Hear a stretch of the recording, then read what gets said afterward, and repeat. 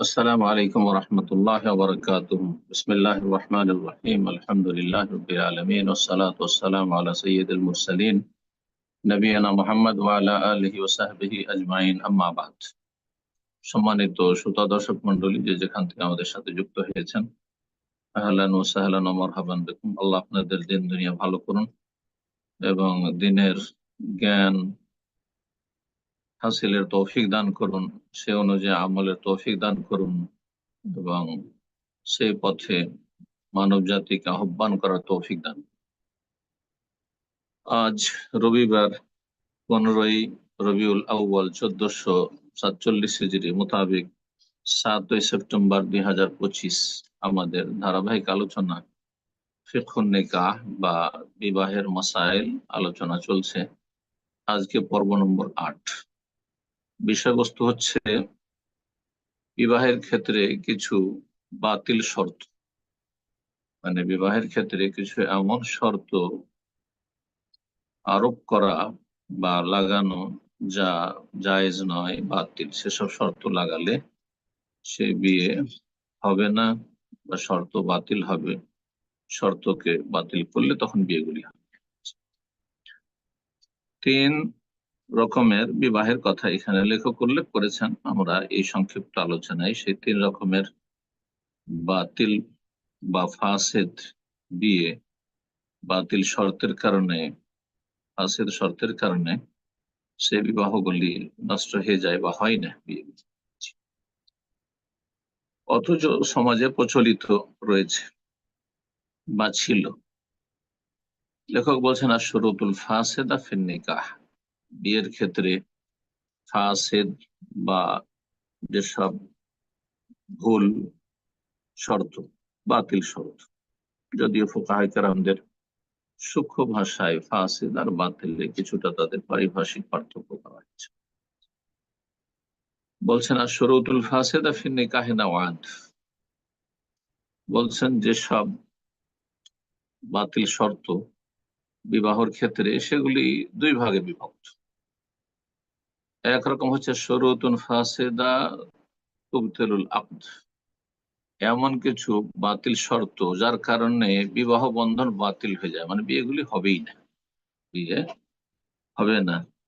আর কিছু শর্ত রয়েছে যেই শর্তগুলি ভুল শর্ত, ফাসেদ শর্ত, কিন্তু তাতে বিয়ে বাতিল হবে না, তবে সে শর্তগুলি এর কোনো গুরুত্ব থাকবে না। সেই আলোচনা ইনশাআল্লাহ সামনের সপ্তাহে আসবে। তো আজকে আমরা প্রথম বিষয়টিতে আলোচনা করব এমন কিছু বাতিল শর্ত বিবাহের ক্ষেত্রে যা বিবাহ বন্ধনকে বা বিয়েকে নষ্ট করে দেয়। 3 প্রকারের বিয়ে। 1 নম্বর হচ্ছে নিকাহু শিগার, শিগারের বিবাহ। এই শিগার শব্দটি যেহেতু রাসূলুল্লাহ সাল্লাল্লাহু আলাইহি ওয়াসাল্লামের হাদিসে রয়েছে, সেজন্য এই বিয়ের নামই হচ্ছে নিকাহে শিগার। এই বিয়ের সংজ্ঞা কি? এই বিয়ের সংজ্ঞা সম্পর্কে বলছেন লেখক, বা হাদিসে এসেছে যে হুয়া আন ইউযাওযিজুর রাজুল ইবনাতাহু আও উখতাহু আও গায়রাহুমা মিম্মান লাহুল ওয়ালায়া আলাইহা আলা ইউযাওযিজাহুল আখারু ইবনাতাহু আও উখতাহু ওয়া নাহওয়া যালিক।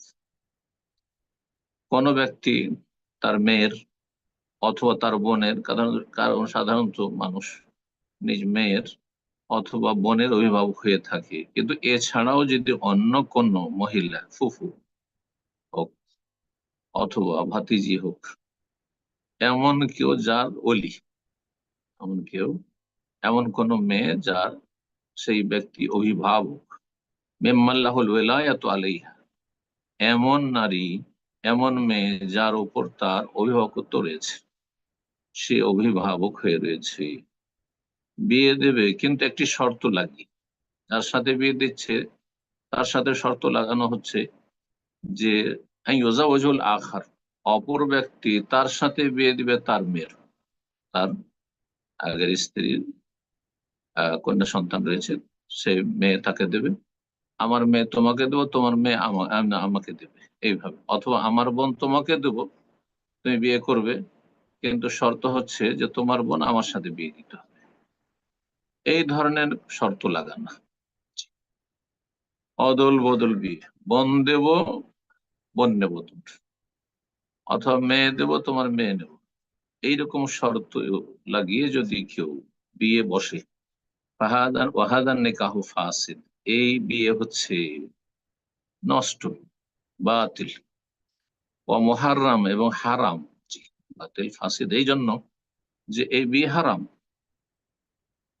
আচ্ছা, এই যে সংজ্ঞা বর্ণনা করা হলো, তাতে মোহরের কথা কিন্তু বলা হয়নি। তার মানে সেগার দুই রকমের হয়ে থাকে। এক হয়ে থাকে যে আমি, কোন ব্যক্তি আরেক ব্যক্তিকে বলছে যে আমি আমার মেয়ের তোমার সাথে বিয়ে দেবো, শর্ত হচ্ছে তোমার মেয়ে আমার সাথে বিয়ে দেবে, আর উভয়ের মাঝে কোনো মোহর থাকবে না। কারণ আমাকে মোহর দিতে হয়তো তোমার মেয়ে বিয়ে করার জন্য, তোমাকে মোহর দিতে আমার মেয়ে বিয়ে করার জন্য, তো যাক, আর মোহর দেওয়া দায়ী করতে হবে না।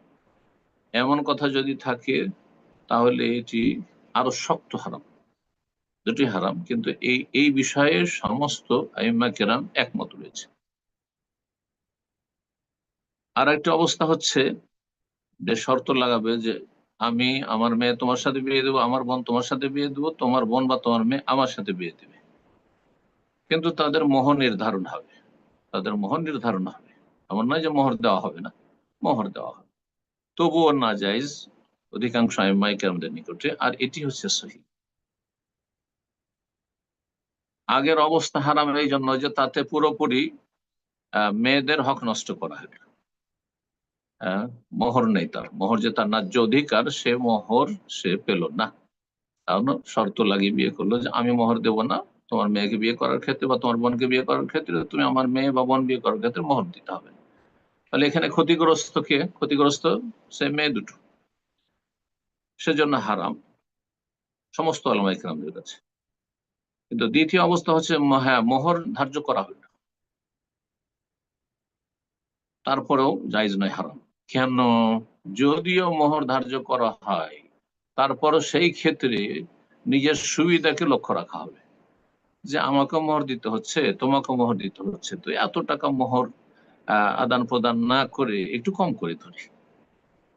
সেখানে সমাজে হয়তো মোহর রয়েছে 1 লাখ টাকা, 2 লাখ টাকার নগদ, আর নগদ মোহরই সুন্নত, বা 5 লাখ টাকা। কিন্তু চলো, তুমি 10,000 20,000 দিয়ে দিবে, আমি 10-20 হাজার দিয়ে দেবো, বা আমি 50,000, তুমি 50,000।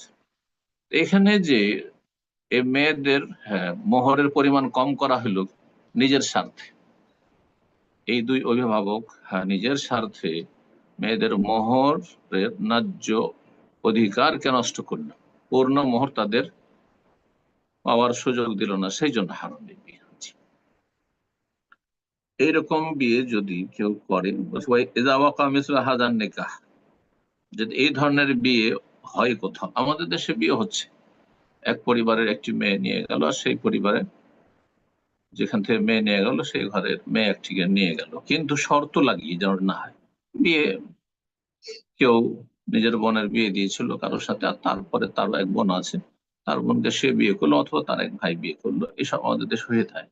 কিন্তু মোহর আপন জায়গায় থাকে, ন্যায্য অধিকার যেটা, তাতে কোনো রকমের নয়ছয় করা হয় না, এবং এইরকম শর্ত লাগানো হয় না। যদি শর্ত লাগানো হয় যে না হলে দেবো না, তুমি যদি না দাও, বা তোমরা যদি না দাও তোমাদের মেয়ে বা তোমাদের বোন, তো আমরা দেবো না, তাহলে জায়েজ নাই। যদি এই ধরনের বিয়ে কোথাও সংঘটিত হয়, তাহলে এই বিয়ে হয়নি, সুতরাং এই আকদের, বিবাহ বন্ধনের নবায়ন করতে হয়। ফাআলা কুল্লি ওয়াহিদিন তাজদীদুল আকদ, প্রত্যেকেই বিয়ে নবায়ন করবে, আর এসব শর্তগুলি বাতিল বলে ঘোষিত হয়, এই শর্তের কোনো মূল্য থাকবে না। আর নতুন করে মোহর ধার্য করা হবে, নতুন বিবাহ বন্ধন হবে। এই মর্মে রাসূলুল্লাহ সাল্লাল্লাহু আলাইহি ওয়াসাল্লামের হাদিস রয়েছে। আব্দুল্লাহ বিন ওমর রাদিয়াল্লাহু তাআলা আনহু বর্ণনা করেন, বলছেন, আন্না রাসূলুল্লাহ সাল্লাল্লাহু আলাইহি ওয়াসাল্লাম নাহা আনিশ শিগারি, রাসূলুল্লাহ সাল্লাল্লাহু আলাইহি ওয়াসাল্লাম শিগার বিবাহ নিষেধ করেছেন। মুত্তাফাক, বুখারী মুসলিমের হাদিস। দ্বিতীয় প্রকারের বিয়ে হচ্ছে নিকাহুল মুহাল্লিল, হালালার বিয়ে বা হিল্লার বিয়ে। বাংলাদেশে বেদাতি সমাজে এটি হিল্লার বিয়ে। আসলে হিলা শব্দটি, হিলা মানে বাহানা, হারাম কে হালাল করার একটি বাহানা, যে বাহানার উপর লানত হয়েছে, অভিশাপ হয়েছে, যেই বাহানায় বিয়ে করলে বিয়ে হয় না, বাতিল বিয়ে। তো এই হিল্লার বিয়ে এই জন্য বলা হয়। হিলা শব্দটিকে হিল্লা করে দেওয়া হয়েছে বাংলায়, আমাদের ভাষায় মানুষরা হিল্লা বলে।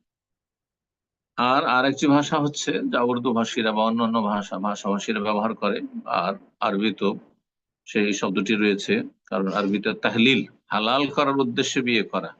হালালার বিয়ে মানে এমন বিয়ে যা দিয়ে কোন মহিলাকে কোন একজন পুরুষের জন্য হালাল করার উদ্দেশ্য থাকে। আর তার আগে স্বামী 3 তালাক দিয়েছে, আর তারপরে তার জন্য তার বিয়ে করা যাচ্ছে না, কিন্তু তাকে সে পেতে চায়। এখন কি করবে? অন্য জায়গায় যদি বিয়ে বসে যায় তো চলে গেল, হাতছাড়া হয়ে গেল, তখন কারোর সাথে একটা কন্ট্যাক্ট করলো, চুক্তি করলো। আর এসব বেদাতি খবিস মোল্লারা করে থাকে, আউযুবিল্লাহি মিনাশ শাইতান। বরং যারা এই ফতোয়া দিয়ে থাকে তারাই এই এই মালাউন হয়ে থাকে, অভিশপ্ত হয়ে থাকে এই হালালার বিয়ে করে। জি। এর মাধ্যমে কারো স্ত্রী তার জন্য তালাক প্রাপ্তা, তার জন্য হালাল হয় না। জি। এর ওপর লানত রয়েছে উভয়ের ওপর।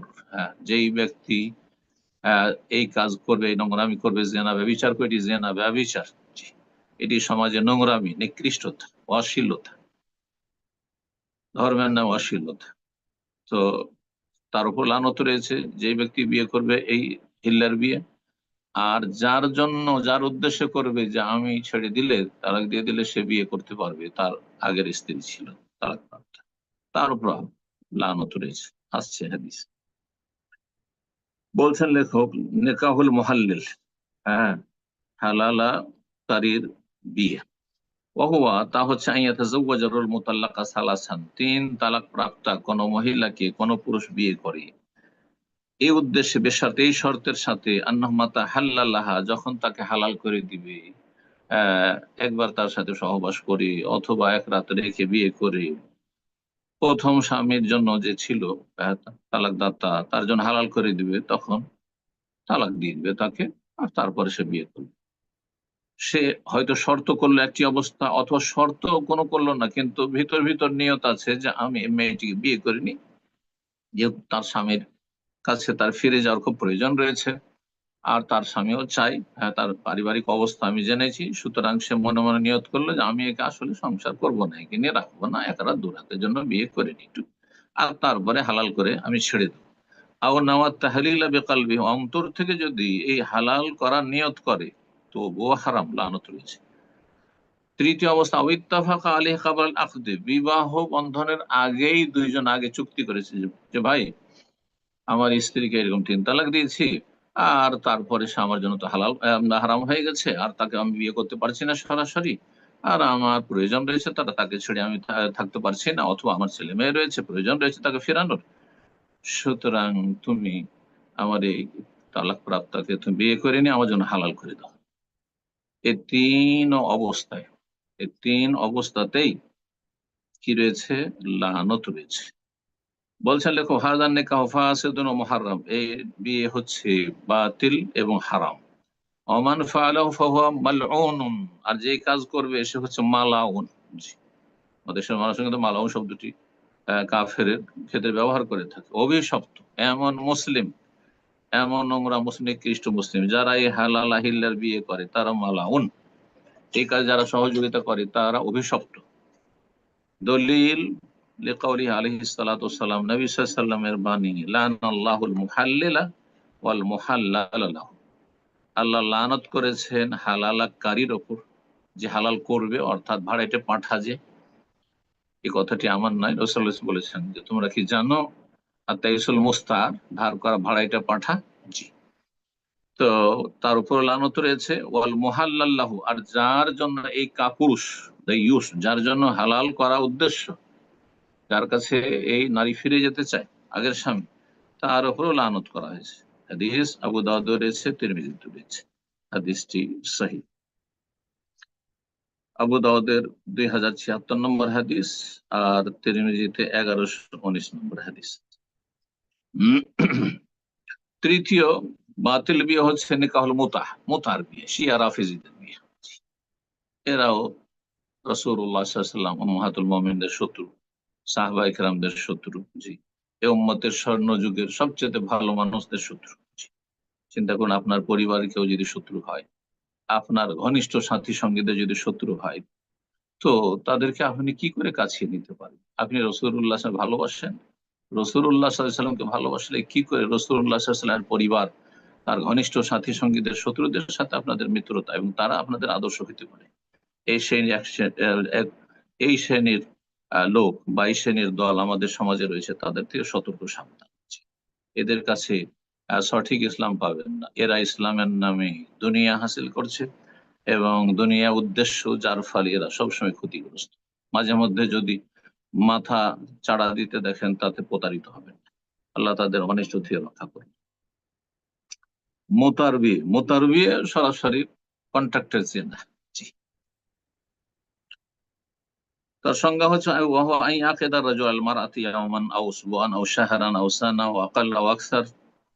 বলছেন কোন পুরুষ কোন নারীর সাথে সরাসরি চুক্তি করলো যে একদিনের জন্য তোমাকে এত টাকা দেবো, এক সপ্তাহের জন্য তুমি এত টাকা নেবে, এক মাসের জন্য এত দেব, অথবা এক বছরের জন্য, অথবা তার কিছু কম বেশি, এতদিন আমার প্রয়োজন, তোমাকে এত টাকা দেওয়া হবে আর তুমি আমার সাথে থাকবে। হ্যাঁ, ওয়াদ ফাউলাহ মাহারান, মাহারান মানে তার বিনিময় দিবে। এটা আসলে শার এ মোহাম্মদ ফেজান তাহাতের মুদ্দা ফারাকাহা, সময় শেষ হলেই সব শেষ, সময় শেষ, সব শেষ। এ এক ধরনের বেশ্যাবৃত্তি, যেমন বেশ্যাখানায় ঘণ্টাপতি ঘণ্টা করে, হ্যাঁ, নোংরারা, ঠিক ওই রকমই, একই রকম। ফাহাদা নিকাহ ফাসিদুন, এই বিয়ে হচ্ছে বাতিল, লা ইয়াজুজ, জায়েজ নয়, হারাম। কেন? এতে নারী ক্ষতিগ্রস্ত। লিআন্নাহু ইয়াদুররু বিল মারআহ, নারীকে ক্ষতিগ্রস্ত করে। ওয়াজআলুহা সিলআতান, এবং নারী মানুষের কাছে পণ্যের মতো হয়ে যায়, পণ্যের মতো। ধান চাল গম এইসব যেমন কেনা বেচা হয়, ঠিক ওই রকম হয়ে যায়। তানতাকিলু মিন ইয়াদিন ইলা ইয়াদিন, এক মহিলা একদিনের কাছে আরেকদিন আর কাছে আছে, এক মাস 2 মাসের কাছে, এক সপ্তাহের কাছে, কত কত জায়গায় যে ধাক্কা খেলো, আর কেউ তাকে সারা জীবনের জন্য যে আশ্রয় দেবে, তার ভরণ পোষণের দায়িত্ব নেবে, এমন কেউ থাকলো না। ওয়াদুরুবিল আওলাদ, তারপরে যে গর্ভধারণ করবে, ছেলে মেয়েগুলো হবে, সেগুলির প্রতিপালন কে করবে, সেগুলির পরিচর্যা কে করবে, সেগুলির ভরণ পোষণের দায়িত্ব কে নেবে, তারাও ক্ষতিগ্রস্ত হচ্ছে। এমন কোন তাদের বাসভবন থাকবে না যেখানে তারা সুখে শান্তিতে বসবাস করতে পারে, তারা বনা ফিহা, সেখানে তাদের প্রতিপালন হতে পারে।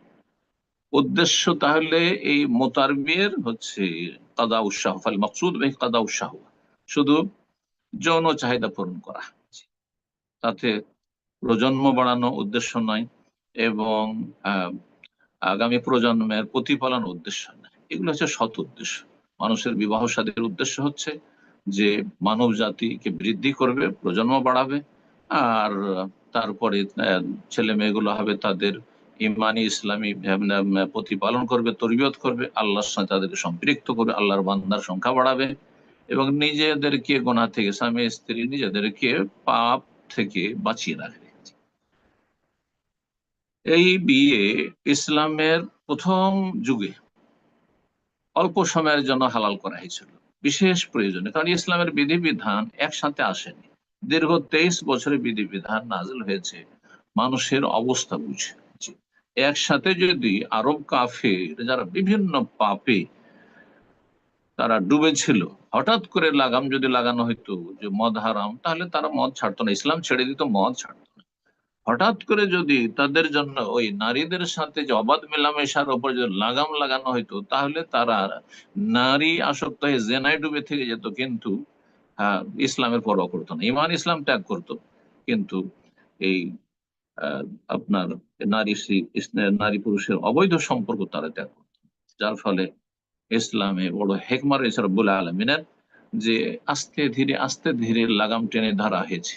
যারা পাপের জীবন যাপন করতে অভ্যস্ত, তাদেরকে একসাথেই ইসলামের সব কথা বললে হয়তো মেনে নিবে না। এই জন্য আপনাকে এই ক্ষেত্রে দাওয়াইল আল্লাহর ক্ষেত্রে, যদিও ইসলামের সমস্ত বিধিবিধান নাজল হয়ে গেছে, কিন্তু আপনাকে শাখা প্রশাখাতে প্রথমখানে যেতে হবে না, আপনাকে মৌলিক বিষয়গুলি সম্পর্কে আগে জ্ঞান দিতে হবে। আল আহাম ফাল মুহিম, আগে সবচেয়ে গুরুত্বপূর্ণ বিষয়গুলি, তারপরে গুরুত্বপূর্ণ বিষয়গুলি।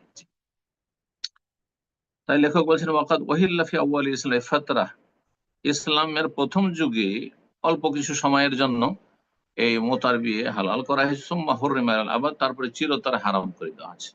এই মর্মে একটি হাদিস রয়েছে, একাধিক হাদিস রয়েছে মুতার হারাম হওয়া সম্পর্কে। এখানে একটি হাদিস নিয়ে এসেছেন লেখক সহিহ মুসলিমের। সাবরা আল জোহনি রাদিয়াল্লাহু তাআলা আনহু তিনি বলেন, আন্না রাসূলুল্লাহ সাল্লাল্লাহু আলাইহি ওয়াসাল্লাম রাসূলুল্লাহ সাল্লাল্লাহু আলাইহি ওয়াসাল্লাম একবার বললেন, ইয়া আইয়ুহান নাস, হে মানব সকল, ইন্নী কাদ কুনতু আযানতু লাকুম ফিল ইসতিমতা'i মিনান নিসা, আমি তোমাদেরকে অনুমতি দিয়েছিলাম নারী সম্ভোগের, অর্থাৎ মোতাবিয়ের। ওয়া ইন্নাল্লাহ কাদ হাররামা যালিকা আলা ইয়াউমিল কিয়ামা, কিন্তু এখন আল্লাহ তা হারাম করে দিয়েছেন, মোতার বিয়ে হারাম করে দিয়েছেন, কন্ট্রাক্টের বিয়ে হারাম করে দিয়েছেন কিয়ামত পর্যন্ত। ফামান কানা ইনদাহু মিনহুন্না শাই, সুতরাং মোতার বিয়ের মাধ্যমে কেউ যদি কোনো মেয়েকে নিজের ঘরে রেখে থাকে, তার কাছে থাকে এইরকম, ফালি ইউখাল্লি সাবিলাহু, তাহলে তাকে যেন বিদায় করে দেয়, এক্ষুনি বিদায় করে দাও, হারাম।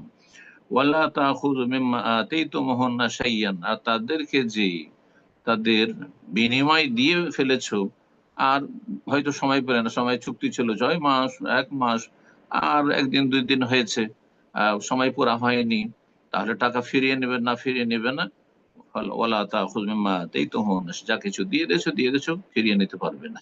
এ হচ্ছে নারীদের সম্মান আল্লাহ রাব্বুল আলামিন যা দিয়েছেন রাসূলুল্লাহ সাল্লাল্লাহু আলাইহি ওয়াসাল্লাম রাহমাতুল লিল আলামিনের মাধ্যমে। সহিহ মুসলিমের হাদিস 1406।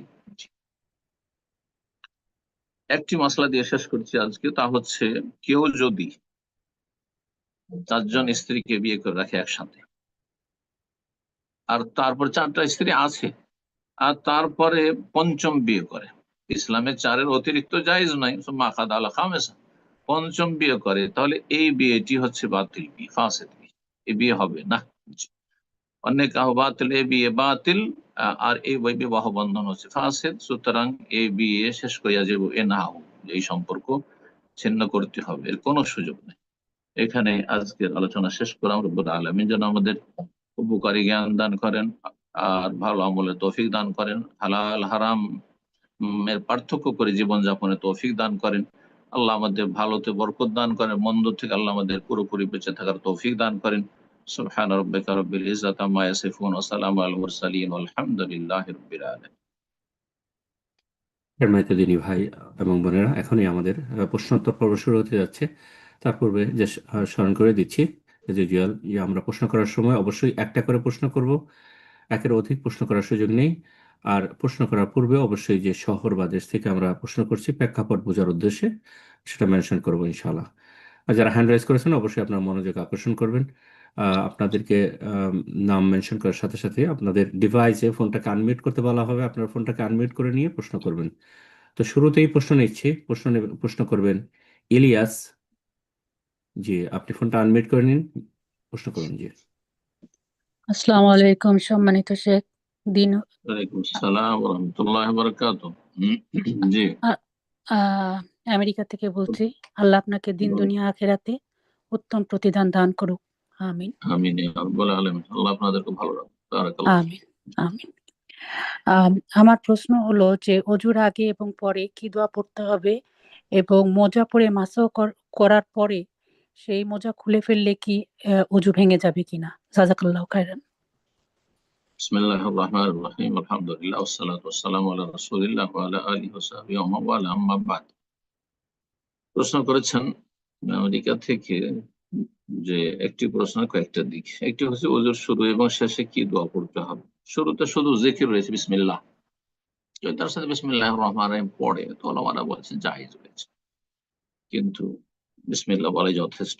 আর ওজুর শেষে কালেমা শাহাদাত একটি, আশহাদু আল্লা ইলাহা ইল্লাল্লাহ ওয়া আশহাদু আন্না মুহাম্মাদান আবদুহু ওয়া রাসূলুহু, সহিহ হাদিস। তারপরে আল্লাহুম্মা ইজআলনি মিনাত তাওয়াবিন ওয়া ইজআলনি মিনাল মুতাতাহহিরিন, দ্বিতীয় এই দুটি। আর 3 নম্বর 4 নম্বর দুটো দোয়া আরো রয়েছে, কেউ কেউ জয়ীফ বলেছেন, আর কেউ হাসান বা সহিহ বলেছেন, আমলযোগ্য। সুতরাং আমল করতে পারেন। সুবহানাকা, মজলিসের কাফারা যে দোয়া রয়েছে, সুবহানাকা আল্লাহুম্মা বিহামদিকা আশহাদু আল্লা ইলাহা ইল্লা আনতা আস্তাগফিরুকা ওয়া আতুবু ইলাইক, এটি 3 নম্বর। 4 নম্বর হচ্ছে আল্লাহুম্মা ইগফির লি যামবি ওয়া ওয়াসসিলি ফি দারি ওয়া বারিক লি ফি রিজকি। জি। আর মোজা পরেছিলেন, সেই অবস্থায় মোজা মাসা করলেন, যে মোজার মাসা যেন শর্ত সাপেক্ষ হয়, অর্থাৎ যখন মোজাটা পরেছিলেন তখন যেন পা পবিত্র থাকে, উজু অবস্থায় পড়তে হবে। উজুবিহীন অবস্থায় পড়লে তার কোনো মূল্য নেই, আবার খুলে তাহলে উজু করতে হবে। তো উজু অবস্থায় পড়েছিলেন আর তারপরে মোজার মাসা করেছেন। মোজার মাসা করার পরে যার উপর মাসা করলেন সেই মোজা খুলে ফেললেন, তাহলে কি এতে উজু নষ্ট হবে? এমন কোনো দলিল নেই। কিছু ফুকাহাদের মত রয়েছে যে যার উপর মাসা করলেন তো সেটা তো খুলে ফেললেন, এটি তাদের যুক্তি শুধু। কিন্তু নবী সাল্লাল্লাহু আলাইহি ওয়াসাল্লাম থেকে, সাহাবায়ে কেরাম থেকে এমন কোনো প্রমাণ নেই যে মোজার মাসা করার পরে খুলে দিলে তাতে উজু নষ্ট হয়ে যায়। সুতরাং সে উজু বহাল থাকবে। তবে খুলতেই যদি হয়, পরামর্শ দেব, খুলতেই যদি হয় তাহলে আগেই খুলে দিয়ে পা ধুয়ে নেন, সবচেয়ে ভালো। বারাকাল্লাহ। আমিন। প্রশ্ন করবেন আলী ফ্যামিলি, আপনি প্রশ্ন করুন।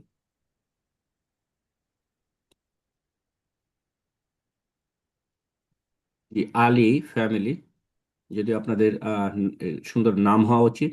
এখানে আলী নামে আছেন আপনার পার্টিসিপেন্ট লিস্টে। আপনার ডিভাইসটা আনমিউট করে নিন, প্রশ্ন করুন আলী ফ্যামিলি। জি। আসসালামু আলাইকুম শেখ।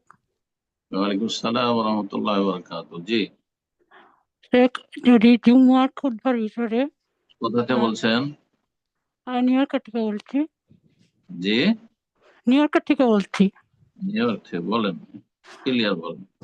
জি, জুম্মার খুতবার ভিতরে যদি আহ, এখানে ইংরেজিতে খুতবা হয়, সেই খুতবা যদি না বুঝে এবং সেখানে সে যদি দোয়া কালাম করে বা তাসবিহ করে, এগুলো কি করা যাবে কিনা, নাকি চুপ করে খুতবা না বুঝলেও শুনতে হবে?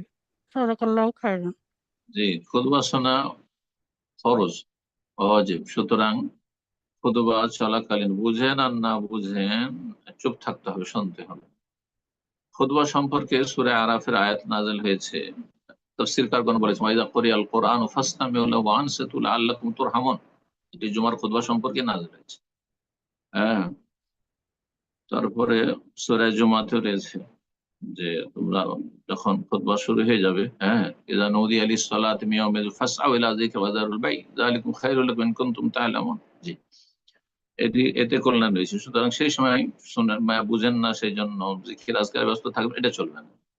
জি, যেটি সুন্নতে খুতবা, হ্যাঁ, আজানের পরে যে খুতবা হয়, যে দুই খুতবা, আর খুতবার আগে প্রচলিত যে হানাফি সমাজে বয়ান হয়, সেই বয়ানটা খুতবা নাই, সেটা শোনা মুস্তাহাব, ভালো।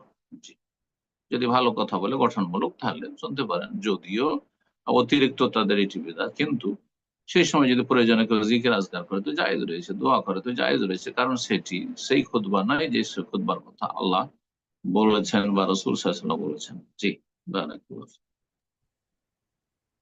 আমিন। এ পর্যায়ে প্রশ্ন করবেন জামিরুল হক।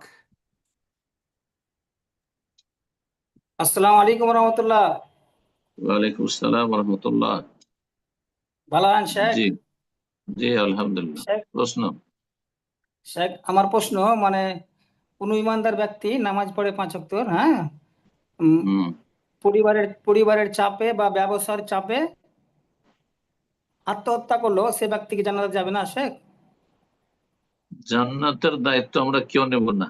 কে জান্নাতে যাবে কে জাহান্নামে চলে যাবে এটা বলা মোটেই যায় না। এটা ধৃষ্টতা, এটা দুঃসাহসিকতা, এটা কোনো মুসলিমের জন্য জায়েজ না।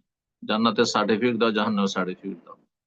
তবে না, আমরা হাদিস শোনাবো যে নবী সাল্লাল্লাহু আলাইহি ওয়াসাল্লাম বলেছেন, কেউ যদি আত্মহত্যা করে, যা দিয়ে আত্মহত্যা করে উযযাবাবি, তা দিয়ে তাকে শাস্তি দেওয়া হবে, তা দিয়ে তাকে আযাব দেওয়া হবে, এবং তাকে জাহান্নামের শাস্তি দেওয়া হবে খালিদান মুখাল্লাদান ফিহা আবাদা।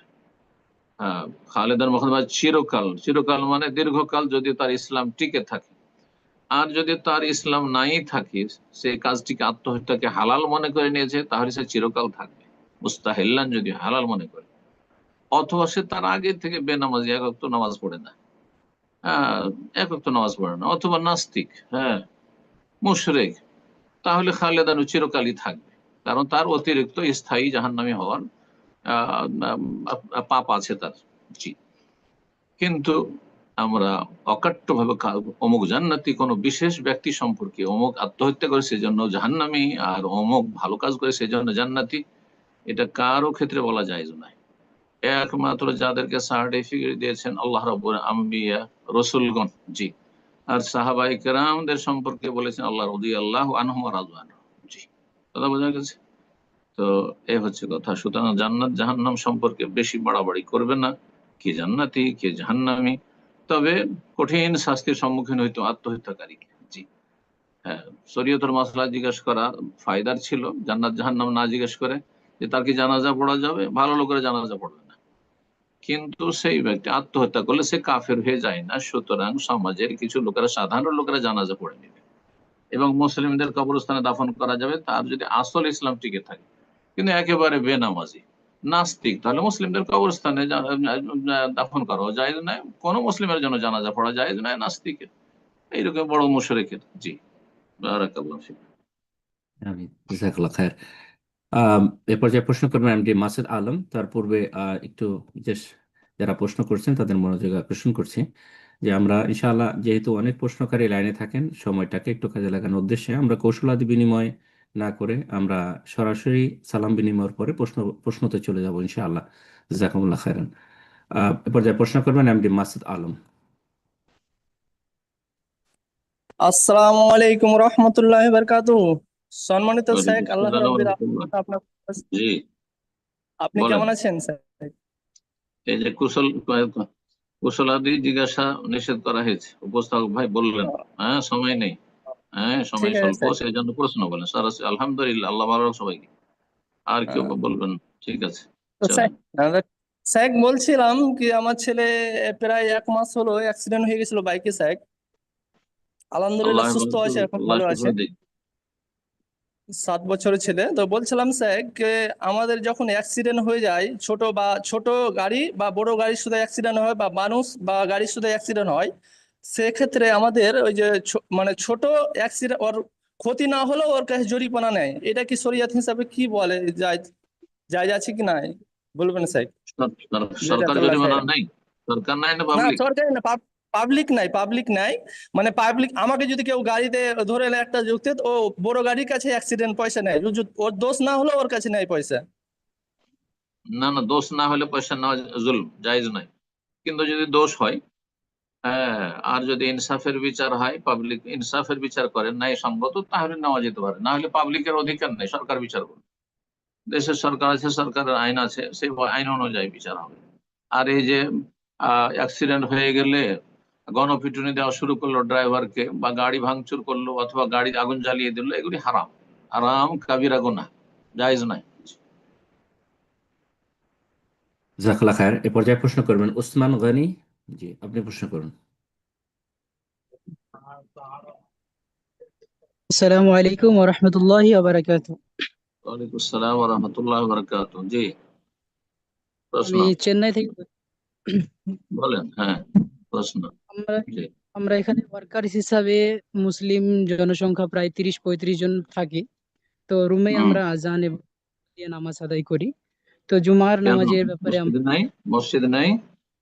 মসজিদ অনেক দূরে, প্রায় 7-8 কিলোমিটার দূরে, যাওয়া সম্ভব হয় না। তো জুমার আশেপাশে কোনো দিনে আমরা, মুসলিম বাস করে না? মুসলিম মহল্লা নাই, গ্রাম নাই? না, অনেক দূরে, 7-8 কিলোমিটার দূরে। হুম। তো রুমেই আমরা তো নামাজ পড়ি আজানের একামত দিয়ে। আজান আজান দিয়ে দিবে, রুমে 5 ওয়াক্ত সালাত পড়বে, চলবে, ঠিক আছে। কিন্তু জুমা চলবে না, জুমা যেতে হবে। আর না হলে মসজিদের আশেপাশে কাজ করতে হবে। যেখানে জুমা নাই, জামাত নাই, একেবারে জামাত নাই, জুমা নাই, ওইরকম জায়গায় বসবাস জায়েজ না মুসলিম দেশে। জি, বুঝতে পারা গেছে? কারণ যারা জুমা জামাত পড়ে না, তাদেরকে শয়তান গ্রাস করে নেয়, শয়তান পথভ্রষ্ট করে দেয়। জুমা এবং জামাতে উপস্থিত হলে শয়তানের অনিষ্ট থেকে রক্ষা পাবে। হাদিস রয়েছে। জি। তো এখানে কি ইল্লা কাদ আমরা ইস্তাহওয়াযা আলাইহিমুশ শায়তান। জি। হুম। জুমার আজান দিয়ে জুমার নামাজ পড়তে পারবো, এটাই প্রশ্ন। না, ওখানে চলবে না, জুমা পড়তে মসজিদে যেতে হবে। ওইরকম জায়গায় কাজ করবেন কেন? ছেড়ে দেন কাজ।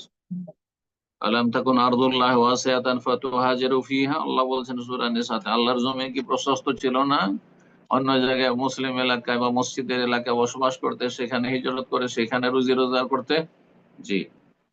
যদি সুযোগ না থাকে, একেবারে নিরুপায় হয়, তাহলে শুধু চলবে। কিন্তু নিরুপায় না হলে একটু পয়সা সামান্য বেশি পাবো, অথবা পেয়ে গেছি ছাড়বো না, থাকি না, চেষ্টা করতে হবে, সর্বাত্মক চেষ্টা করতে হবে ভালো জায়গায় থাকার। মসজিদের আশেপাশে বসবাস করতে হবে সবসময়। মুসলিম দেশে যারা বসবাস করে, সংখ্যালঘু যেখানে, বলি যে মসজিদের আশেপাশে বসবাস করুন, মসজিদের সাথে রিলেটেড থাকুন, সম্পৃক্ত থাকুন, মসজিদ থেকে বিচ্ছিন্ন থাকবেন না, না হলে মানুষ শয়তান, জিন শয়তানে গ্রাস করে ফেলবে। আল্লাহ হেফাজত করবে। প্রশ্ন করবেন মানজারুল এসকে, আপনি প্রশ্ন করুন। আসসালামু আলাইকুম রহমতুল্লাহি ওয়া বারাকাতুহু শেখ। ওয়ালাইকুম আসসালাম রহমতুল্লাহ বারকাতুহু। জি জি, ইন্ডিয়া ওয়েস্ট বেঙ্গল থেকে বলছি শেখ। জি, বলেন। প্রশ্ন, আমার বাবা মা দুজনেই বেনামাজি, তো এখানে যে জি, আমার মা আমার বাবার সকল কাজকর্মের কথা সকল A to Z শোনে, কিন্তু আমার বাবা ওনার উপর অনেক জুলুম করে, অনেক গালিগালাজ করে, ওনাকে অনেক বকে ধমকাই করে, অত্যাচার করে। তো আমার অনেক রাগ হয় দেখে। তো আমার এমত অবস্থায় মনে চিন্তা আছে আমার বাবাকে মারার জন্য এরকম, তো এতে কি আমার গোনা হবে? আর যে ওনাকে মারা তো দূরের কথা, আপনাকে যদি মারেও তবুও কোনো কথা বলা যাবে না। চোখ রাঙানো যাবে না। হ্যাঁ, গরম মেজাজ দেখানো যাবে না। এই হই কথা বলা যাবে না, দৌড় এসব বলা যাবে না। ওয়াফালা তাকুল্লাহুম উফ, যতই জালেম হোক আল্লাহ ওর বিচার করবে, জালেমের বিচার করবে, কিন্তু আপনি বিচার করতে পারেন না, রাগ জি, তো দেখাবেন না। তবে একটা করতে পারেন, আপনি দূরে সরে যান। এরকম ইব্রাহিম আলাইহিস সালাম বাপ যখন মুশরিক বলেছে যে তুমি যদি লাইলাম তাহলে আরজুমান্নাক, পাথর মেরে শেষ করে দেবো, তোমার পাথর দিয়ে সংসার করে দেবো ইব্রাহিম তোমাকে, তখন তিনি বললেন যে আমি ওয়াতাজিলুকুম, আমি যাচ্ছি, ওমা তাজারমেন, তোমাদের এই বাতিল ধর্ম ছাড়ছি, এই পত্তলিকতার, আর তোমাকেও ছাড়ছি, চলে যাচ্ছি, বাড়ি থেকে বেরিয়ে গেলে বাড়ি থেকে চলে যাবে, বাবার বাড়ি থেকে, জালেমার বাবা, এটা ঠিক আছে। আর তারপরে দূরে থেকে তারা অনিষ্ট থেকে বেঁচে থেকে তারা যদি অনাহারে মরে খাওয়া দাওয়া পাঠাবে, টাকা পয়সা পাঠাবে, কিন্তু তাদের সাথে থাকা আবশ্যক না। জালেম বাবা মায়ের সাথে থাকা আবশ্যক না, মাসালা শুনে না, যারা জুলুম অত্যাচার করছে। কিন্তু যদি জালেম বাবা মা খেতে না পায়, তো অবশ্যই তাদের খোঁজ খবর নিতে হবে এবং তাদের ভরণ পোষণ দিতে হবে। কিন্তু তাদের জমি জায়গা আছে, টাকা পয়সা আছে, বা সুস্থতা আছে, রোজগার করছে, অসুবিধা। জি, তো ওনাদেরকে কিভাবে নাসিহা করব একটু ভালোভাবে, যে নাসিহা ওনারা যদি শুনলেন, নাসিহা বলে ইত্তাকুল্লাহ, সবচেয়ে ভালো নসিহা সমস্ত আম্বিয়া রসুলগণকে আল্লাহ করেছেন। হ্যাঁ, আগের নবীদেরকে করেছেন, আর তোমাদেরকে সমস্ত উম্মতকে আনিত্তাকুল্লাহ, আল্লাহকে ভয় করুন। আব্বা আল্লাহকে ভয় করেন, আপনাকে আল্লাহর কাছে যেতে হবে, আমাকে আল্লাহর কাছে যেতে হবে। কিন্তু যদি দেখেন তাতে আরো গরম হয়ে যাচ্ছে, কারণ জাহেল মূর্খ সমাজ, ও কথা বললে মনে করবে যে আরে আমাকে শিখাইতে, ধর্ম শিখাইতে এসছে, এসব মানি না আমি, এর কথা কেন শুনবো। ওই জন্য বললাম যে এরকম খারাপ বাবা মা থেকে দূরে সরে যাবে। মা যদি ভালো হয়, তাহলে যদি দেখেন যে মা সেই জুলুম মায়ের ওপর হচ্ছে আর মা বরদাস্ত করতে পারছে না, মা যদি মনে করে তার থেকে ছেলের কাছে চলে যাবে, এই যাচ্ছে জালেমের কাছে থাকবে। কিন্তু যদি দেখে যে না আমি থাকবো, থাক তার স্বামীর সাথে, মা বাবা থাক, আপনি দূরে থেকে তাদের সাথে সদাচরণ করেন। কাছে থেকে যদি আপনি সবই করেন, আর যদি তাদের ওপর মেজাজ গরম হয়, রাগ হয়, এটাও ভালো জিনিস না। এই জন্য দূরে থাকবেন। আরবিতে একটি প্রবাদ রয়েছে, মাঝে মাঝে দেখা সাক্ষাৎ করুন, এতে ভালোবাসা বৃদ্ধি পাবে। জাযাকাল্লাহ খায়ের। পর্যায়ে প্রশ্ন করবেন এমডি ফাইজুর রহমান। জি, আপনি প্রশ্ন করুন। আসসালামু আলাইকুম শেখ। ওয়ালাইকুম শেখ আসসালাম আমি রাহমাতুল্লাহি ওয়া বারাকাতুহু। বাংলাদেশ জি দিনাজপুর থেকে বলছি। বলেন। আমার আমার প্রশ্ন হচ্ছে শেখ, আমার পরিবার সহ আমার প্রতিবেশী সবাই জামাত ইসলামের সঙ্গে সম্পৃক্ত। আমি অন্তত আমার পরিবারকে জামাত ইসলাম থেকে কিভাবে মানে নসিহা করতে পারি বা কি কি বিষয়গুলো দাওয়াত দিতে পারি? আপনার নসিহা কি আর শুনবে? বড় বড় আলেমদের লেকচার যদি থাকে জামাত ইসলামের উপর দিয়ে দিবেন, কথা বলছেন। শেখ আবু বকর জাকারিয়া হাফিজাহুল্লাহ তাআলার আলোচনা, বিশেষ করে আকীদা মানহাজের ক্ষেত্রে আমার ধারাবাহিক 9টি আলোচনা আছে জামাত ইসলামী খওয়ানিদের উপর, এগুলো একটু করে দিবেন। তো আল্লাহ যাকে হেদায়েত করার করবে।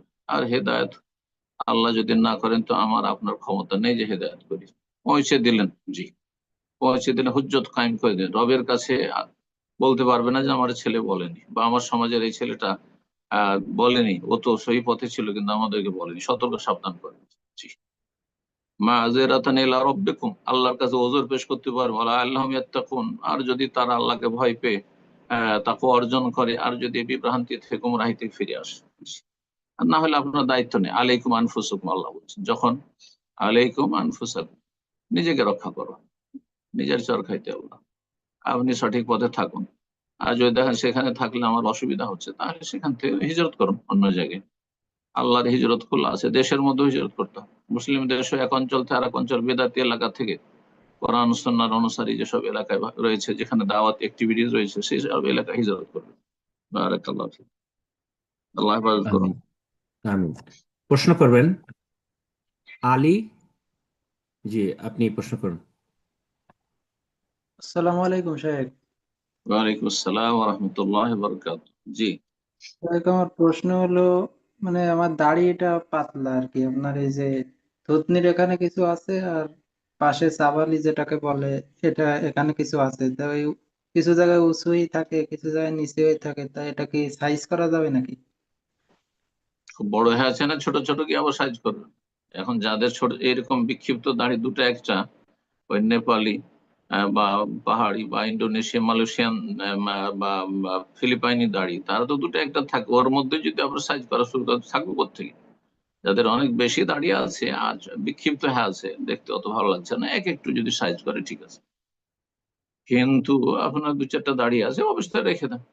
একটা দাড়ি থাকে, একটা যদি থাকে তো দাড়ি ওর নাম, একটা রেখে দেন। এটি হচ্ছে আপনার রাসূলুল্লাহ সাল্লাল্লাহু আলাইহি ওয়াসাল্লামের অনুসরণ। ওয়াফুল্লাহ, দাড়ি বাড়াও। বারাকাল্লাহ ফিক। আমিন। প্রশ্ন করবেন তাইবা। জি, আপনি প্রশ্ন করুন। আসসালামু আলাইকুম হুজুর, আমি একটু রিকোয়েস্ট করব যে শাইখের উত্তর দেওয়া পর্যন্ত যেন একটু আনমিউট রাখা হয় আমাকে, মানে হয় কি উত্তর দিতে দিতে আমার হয়তো মানে একটু বলার থেকে যায়।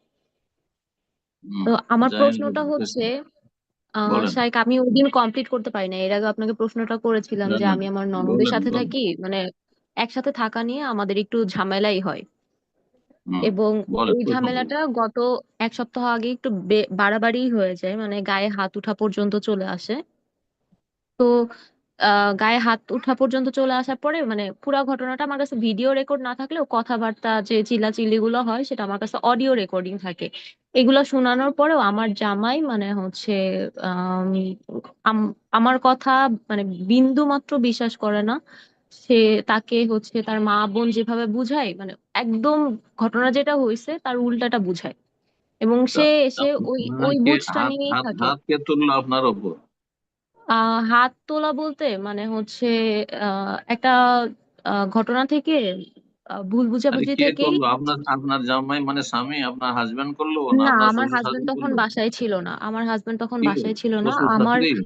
আমার দেবর, ননদ আর শাশুড়ি, মানে তিনজন দেবরের কি এসে অধিকার আমার আছে সাথে আর এখন ননদের? হারাম করে, হ্যাঁ, শয়তান সব এগুলো। আ- আমার দেবর, হাজবেন্ড তখন ননদ, বাসায় ছিল শ্বশুর, না। এদের কোন এবং বিভাগত? কে যতটুকু আপনার ওগুলো? কেউ না আপনার, শয়তান ওগুলো। যতটুকু আউযুবিল্লাহ। যতটুকু আমি হচ্ছে শুনেছি, ও এসে বলছে যে মানে ও অলরেডি বলে গেছে ওদেরকে যেন আমার সাথে এখন কথা না বলে ও আসার পরে।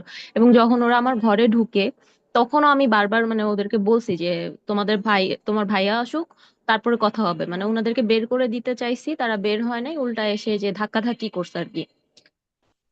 এক হ্যাঁ। সংসার তো এরকম থাকা জায়েজ নাই, এরকম জয়েন্ট ফ্যামিলি থাকা জায়েজ নাই, যেখানে দেবর এসে ভাবিকে মারবে অথবা ছোট ভাইয়ের বউকে মারতে আসবে, আর আহ ননদ মারতে আমার আসবে। গায়ে হাত ওটাই তুলছে জায়েজ নাই মেইনলি, এরকম থাকা। মানে ধাক্কাটা দিছে মেইনলি আমার ননদ।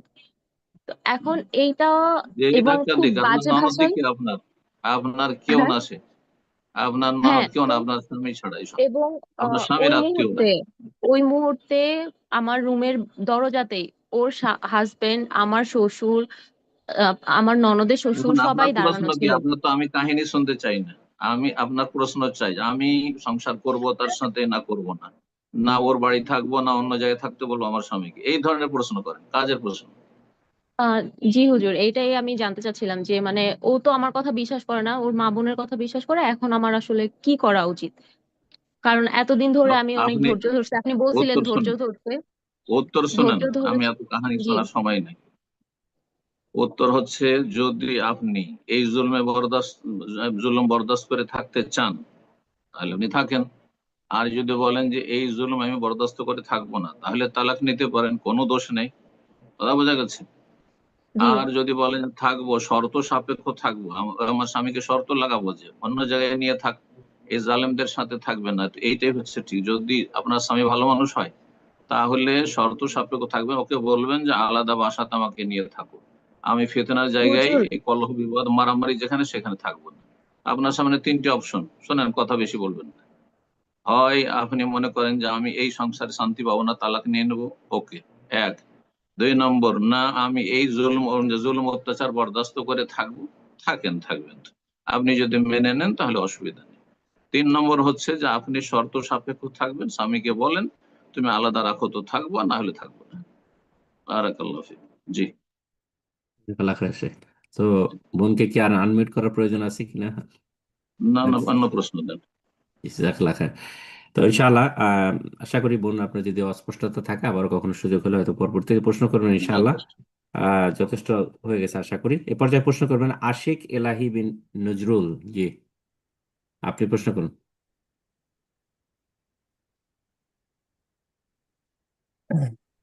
আসসালামু আলাইকুম শেখ। ওয়ালাইকুম আসসালাম ওয়া রাহমাতুল্লাহি ওয়া বারাকাতুহু। জি। আমার প্রশ্ন হচ্ছে গিয়ে আমরা তো এখানে যে সালাত আদায় করি তো ইমামের পিছনে অধিকাংশ লোকই সূরা ফাতিহা পড়ে না, এবং সূরা ফাতিহা তো ইমামরা এত দ্রুত পড়ে আমরা আলহামদুলিল্লাহি রাব্বিল আলামিন বলার আগেই তারা প্রশ্ন দেখি প্রশ্ন আপনার রুকুতে প্রশ্ন, চলে যায়। ও কিভাবে পড়ে ওটা শোনাবার দরকার নেই, আপনার প্রশ্ন কি তাই বলেন।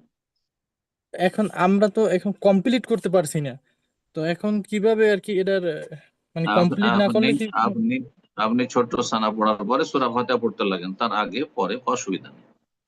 ও সূরা ফাতিহা পড়তে আপনি পড়েন, ঠিক আছে? জি। জাজাকাল্লাহ খাইর। এ পর্যায়ে প্রশ্ন করবেন নুন নাহার। জি, আপনি প্রশ্ন করুন। আসসালামু আলাইকুম ওয়া রাহমাতুল্লাহি ওয়া বারাকাতুহু। ওয়ালাইকুম আসসালাম ওয়া রাহমাতুল্লাহি ওয়া বারাকাতুহু। জি। আমি উত্তর বিস্তার থেকে বলছি আমি একটা বিষয় জি, জানার যে ওই জিন বলেন। জাদুর অনিষ্ট থেকে বাঁচার জন্য মানে নিজের উপরে নিজের রুকায়াটা কিভাবে করবে, রুকিয়াটা ওইটা একটুখানি জানতে রুকাইয়া না, চাচ্ছিলাম। রুকিয়া। যদি রুকিয়াটা কিভাবে আরবিতে করবে? বলতে হয় তো রুকিয়া বলবেন। হ্যাঁ, রুকিয়া মানে হ্যাঁ, ঝাড়ফুঁক করা। জি, ঠিক আছে। ঝাড়ফুঁক করা, দম করা। নিজে নিজে পড়ে নিজে গায়ে ফুঁক দিবে, জি, বা অথবা হাতে ফুঁক দিয়ে আপনি করবেন, এইভাবে করবেন। জি। আহ জি ওস্তাদ, জি কি কন্টিনিউ করবো না কি অবস্থা? আপনার সময় রেস্টে হ্যাঁ, হ্যাঁ, না, একটু বেশি। করেন, সমস্যা নেই, সময় আছে, অসুবিধা নেই। আচ্ছা, 15 মিনিট করেন আরো। ওকে, ইনশাআল্লাহ, জাযাকাল্লাহ খাইর। তো ইনশাআল্লাহ এ পর্যায়ে প্রশ্ন করবেন সারোয়ার আলম। জি, আপনি প্রশ্ন করুন।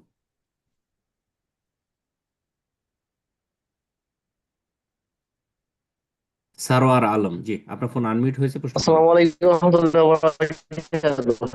আসসালাম ওয়া শেখ, রাহমাতুল্লাহি ওয়া বারাকাতুহু। আমি জি, মালদা জেলার কালীনগর গোলাবাড়ি থেকে বলছি। আল্লাহ তাআলা আপনাকে সার্বিক কল্যাণ দান করুন। আমার বারাকাল্লাহ ফিক। প্রশ্ন হচ্ছে যে একটি পশু একেবারে মুমূর্ষু অবস্থায় চলে গেছে, এমন অবস্থায় যে হয়তো মারা যাবে, সেই অবস্থায় সেই পশুটিকে জবাহ করা যাবে কিনা? মারা যায়নি তো? জি না, মারা মারা যায়নি। মারা যায়নি। কিভাবে বুঝলেন যে মারা বেঁচে যায়নি আছে? কিন্তু একবার হয়তো মারা যেতে পারে। কিভাবে বলছেন যে বেঁচে আছে? খুব অসুস্থ হয়ে গেছে, এবার হয়তো কোনো বুঝতে পারছি অসুবিধা যে নেই, শ্বাস কোনো চলছে অসুবিধা নেই। এরকম। ওলামারা ফুকাহারা বলেছেন, বুখারী দার্স আমাদের চলছিল, তাতে গত সপ্তাহে আমি বললাম, ওলামারা বলেছেন যদি লেজ নাড়া দেয়, লেজটা হিলাচ্ছে, অথবা চোখে পলক মারে, তার মানে তার এখনো প্রাণ আছে, জবাই করতে পারেন, কোনো অসুবিধা নেই। সে অসুস্থতার কারণে হোক অথবা আঘাত খাওয়ার কারণে হোক, যে কোনো কারণে হোক, যতক্ষণ বেঁচে আছে জবাইয়ের সুযোগ আছে। মা নাহারার দম, রক্ত ঝরিয়ে দিতে পারেন, আর বিসমিল্লাহ বলেন তো হালাল হয়ে যাবে ইনশাআল্লাহ। তবে যদি এমন কোন রোগ থাকে যে চিকিৎসক বলছে যে এই রোগে আক্রান্ত যেহেতু এই ছাগল বা এই গরুটি, এই গরু বা এই ছাগলের গোস্ত খেলে মানুষের ক্ষতি হতে পারে, তখন সেটি ভিন্ন বিষয়, নাহলে এমনি জায়েজ। বারাকাল্লাহ ফিক। আমিন। প্রশ্ন করবেন হুমায়ুন কবির, যে আপনি প্রশ্ন করুন। আসসালামু আলাইকুম রহমতুল্লাহি ওয়া বারাকাতুহু। ওয়ালাইকুম আসসালাম ওয়া রাহমাতুল্লাহি ওয়া বারাকাতুহু। জি বলেন। সম্মানিত শায়েখ, আমি বাংলাদেশ থেকে বলছিলাম। আমার বলেন। প্রশ্নটা হচ্ছে মসজিদ নিয়ে আর কি, আমাদের মসজিদ কমিটির পক্ষ থেকে। এটা হচ্ছে আমাদের মসজিদ নিয়ে আর কি, আমাদের মসজিদ কমিটির পক্ষ থেকে প্রশ্নটা। সেটা হচ্ছে আমাদের গ্রামে, যে আমাদের গ্রামে যে মসজিদটা আছে, এটা অনেক দিনের পুরনো, কিন্তু 100% জায়গার উপরে এটা নির্মিত হয়েছিল এবং এক ব্যক্তি 100% জায়গা এখানে ওয়াকফ করে দিয়েছিল। তারপর পরবর্তীতে যখন ওইখানে জায়গা হয় না, তখন আরেকটু জায়গা নিয়ে বারান্দা করে ওই জায়গাটা ওয়াকফ করা হয়নি। তো এখন বিভিন্ন সমস্যার কারণে, বাড়ির ভিতরে হওয়ার কারণে, এখন অন্য জায়গায় 15% জায়গা কিনে ওই জায়গায় নতুন করে মসজিদটা নির্মিত করতেছে আর কি। এখন ওই যে আগের যে 100% জায়গার উপরে আমাদের বর্তমানে যে মসজিদটি আছে, এই জায়গাটা কি বিক্রি করে ওই অর্থটা কি নতুন মসজিদের কাজে লাগানো যাবে কিনা, এই বিষয়ে মানে জানতে চাচ্ছিল আর কি। জি শেখ। এই ক্ষেত্রে আলেমদের ফতোয়া হচ্ছে যে মসজিদের জায়গা যদি খুব জরুরি হয়ে যায় যে মসজিদের জায়গা পরিবর্তন করতে হচ্ছে, তাহলে জায়েজ। হ্যাঁ, যারা বলেছে না মসজিদের জায়গা যেখানে মসজিদ হয়ে গেছে কিয়ামত পর্যন্ত আর সেই জায়গাতে পরিবর্তন করা যাবে না, এই ফতোয়া আসলে ঠিক নয়। আর অনেক সময় নিরুপায়, কোনো উপায় নেই যেখানে রাখা যায়, আর আশেপাশে জায়গাও নেই যে সেখানে সম্প্রসারণ করা হবে বা বড় করা হয় মসজিদ। তো এরকম যদি পরিস্থিতি হয়ে যায়, তো তাহলে সেই জায়গাটিকে বিক্রি করে আগের মসজিদে লাগিয়ে দেওয়া, যেটা জিজ্ঞেস করলেন, এটা একটি অবস্থা। আর একটি অবস্থা হচ্ছে যেটা এর চাইতে ভালো, সেটা হচ্ছে যে ওখানে যেখানে মসজিদ আছে ছোট্ট করে আগে থেকে, ওটা অক্তিয়া রেখে দেন পাঞ্জেগানা, আর যে 15% নিয়েছেন সেখানে জামে মসজিদ করেন, এটা সবচেয়ে ভালো। তাহলে আগের যারা দাতা দান সাদাকা করেছেন, ওয়াকফ করেছেন, তারা সবটা পেতে থাকলেন, এটা বেশি ভালো তাদের ওয়াকফের জায়গা বিক্রি করার চাইতে। কিন্তু ওয়াকফের জায়গা এইরকম পরিস্থিতি, আসল হচ্ছে যে ওয়াকফ বিক্রি করা চলবে না, কিন্তু এইরকম পরিস্থিতি যদি দেখা যায় না, এখানে অক্তিয়া মসজিদ রেখেও লাভ নাই, কারণ একবারে কাছাকাছি, তো এখানে পাশাপাশি অক্তিয়া আওয়ার জুমা কোনো প্রয়োজনই নেই আসলে, আর মসজিদ আবাদ হবে না, অনাবাদ হয়ে যাবে। এইরকম যদি থাকে তাহলে সেই জায়গা বিক্রি করে অন্য কাজে লাগানো যাবে না, সেই যে মসজিদ তৈরি হচ্ছে সেই মসজিদে লাগিয়ে দেওয়া যাবে, সেই মসজিদের নির্মাণে অথবা মসজিদের জায়গা কেনাতে যে পয়সা লেগেছে তার একটা অংশতে লাগিয়ে দেওয়া হলো। এক কথায় সে মসজিদে লাগিয়ে দিলে জায়েজ আছে, যদি পরিস্থিতি এমনটা থাকে। কিন্তু যেমনটা বললাম, যদি একটু দৌড়াদৌড়ি থাকে এই পাড়া থেকে পাড়া, এই মহল্লা থেকে মহল্লা, তাহলে অক্তিয়া থেকে যাক ওটা আগেরটা, আর জুমা মসজিদ বড় করে করেন। আর যদি তার না সম্ভব হয়, যেভাবে হবে না, অনাবাদ হওয়ার আশঙ্কা রয়েছে পুরোনো মসজিদটি, তাহলে সে মসজিদের জায়গা বিক্রি করে ভেঙে, এখানে মসজিদ ভাঙা উদ্দেশ্য আপনার সৎ, সুতরাং মসজিদ ভাঙা এরকম প্রয়োজনের তাগিদে জায়েজ, ভেঙে অন্য জায়গায় যেখানে বড় মসজিদ করছেন সেখানে লাগিয়ে দেওয়া যাবে। আল্লাহ তাআলা আলাম। এরপর যা প্রশ্ন করবেন আল আমিন, জি আপনি প্রশ্ন করুন। আসসালামু আলাইকুম শেখ। ওয়ালাইকুম আসসালাম ওয়া রাহমাতুল্লাহি ওয়া বারাকাতুহু। শেখ, আমার প্রশ্নটা হলো মল ত্যাগের সময় প্রেসার দিলে, চাপ দিলে আর কি 1 ফোঁটা 2 ফোঁটা 3 ফোঁটা বা 4 ফোঁটা বা তার বেশিও বীর্য বের হয়। এখন আমার প্রশ্ন হলো, এই যে বীর্য বের হয়, তা এতে কি আমার গোসলটা কি ফরজ হয়ে যাবে? গোসল বীর্যের মতো নাকি মজির মতো, পার্থক্য বুঝেন? মনি আর ঘন মজিতে আর ওদিতে? সাদা হ্যাঁ? সাদা ঘন বীর্যই আর সাদা কি। সাদা দুধের মতো সাদা সাদা রং, জি জি নাকি জি পানির জি মতো পেশাবের মতো রং? দুধের মতো সাদা। সেটা কি জন্য হচ্ছে? আপনার কি মাঝে মাঝে জন চাহিদা হয়ে থাকে না যার না না ফলে এটা হচ্ছে? না শেখ, না না না, উম, এটার জন্য না। এমনি প্রত্যেকবারই এরকম কোনো যৌন চাহিদা না, এমনি প্রত্যেকবারই এমনি এরকম এমনি হয়। তাহলে এটা এটা জি অধি হইতে পারে, তৃতীয় একটি অধি। হ্যাঁ, তাতে গোসল ফরজ ওয়াদি নাই, অধি হইতে পারে, গোসল ফরজ নাই। তবে সেখানে উজু করে নিতে হবে, উজু করে নিতে হবে। আর যদি যৌন চাহিদা হয়েছিল অথবা পর্নোগ্রাফি দেখেছে, নোংরা ছবি দেখেছে, অথবা এরকম কিছু হয়েছে, চিন্তা চেতনা যার ফলে বীর্যপাত হয়েছে, আর সেটা আসলে বীর্য এমনিতে বেরোয় না, বীর্য বের হয় যেটা বলা হয়েছে মিম্মাই নাফিক, সেটা জাম্পিং করে, হ্যাঁ জাম্পিং করে সেটা বেরিয়ে আসে, আর সেটা যৌন চাহিদার সাথে বেরিয়ে আসে, অসারতাই নয়, বোঝা গেছে না? তাহলে সেটা হচ্ছে বীর্য, তখন গোসল ফরজ হবে শুধু। জি, আল্লাহ তাআলা। জাযাকাল্লাহ খায়ের। এ পর্যায়ে প্রশ্ন করবেন শরীফ ইবনে আব্দুল ওয়াহিদ। জি, আপনি প্রশ্ন করুন।